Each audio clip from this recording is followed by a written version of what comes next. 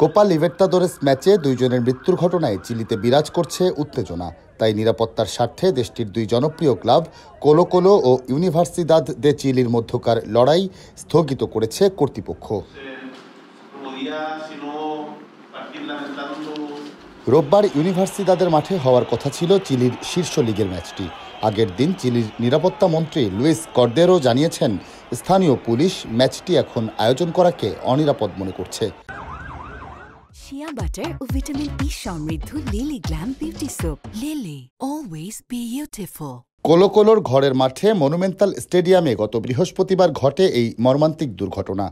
সেদিন কোপা লিবের্তাদোরেসের ই গ্রুপের ম্যাচে ব্রাজিলের দল ফর্তালেজার মুখোমুখি হয়েছিল চিলির ক্লাবটি।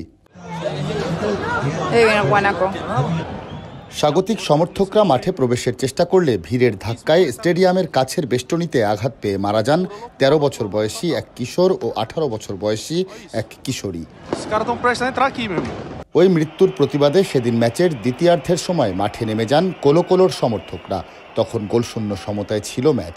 শেষ পর্যন্ত দক্ষিণ আমেরিকান ফুটবলের নিয়ন্ত্রক সংস্থা কনমেবল ম্যাচটি বাতিল করে দেয়।